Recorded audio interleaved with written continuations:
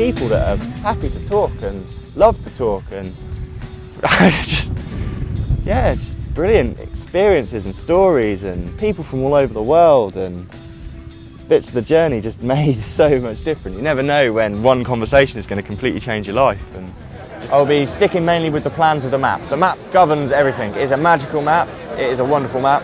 It tells me where to go.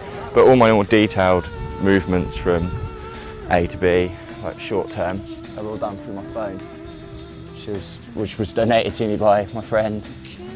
And I get internet off of T-Mobile 6 months at a time, which is very kind of T-Mobile.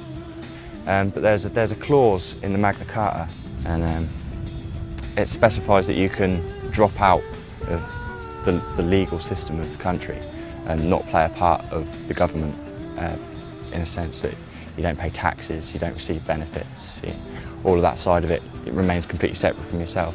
I mean, again, all that information is freely available on the internet. You can easily look up. They're not allowed to hide it with Freedom of Information Acts and all that. TPUC is a very good example. The fact that the government isn't doing their job properly, they aren't doing what they're supposed to be doing. They're screwing people over for no particular reason other than money, which I think is a disgraceful thing to be screwing people over for.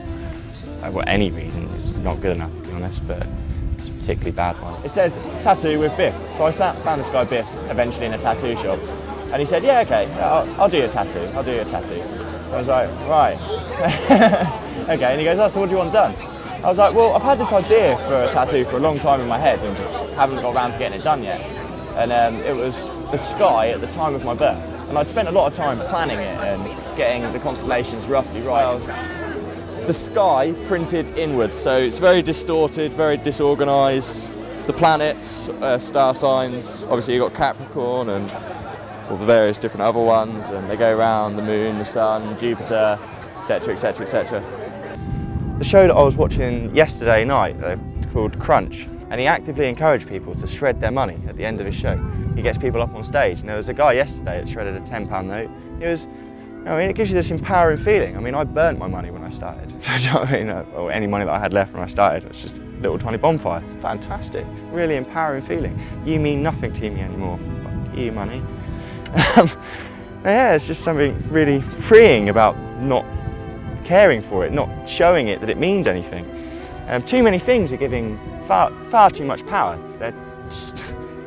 Things don't need power. Like the government, they've got this power because we give it to them. And then most of the time they're not deserving of it, and we still just give them this power constantly. Just, yeah, do what you want, fine, go for it, destroy our country. I live my life in the way that I think is the best way to live my life. I don't think there's, for me, any other way to do it anymore. This seems like the most logical step for me to take. Just to stop using money, show people that it's possible at least. Even if they don't want to do it, they don't have to. I don't force it on anyone. But I hope to be living without the use of money for the rest of my life. I really do hope that I will never have to interact with money again. And I hope that eventually money won't even exist to be interacted with. I hope that eventually people will wake up to the fact that it's just a thing that doesn't actually mean anything, that it's given power by the fact that people believe that it has power.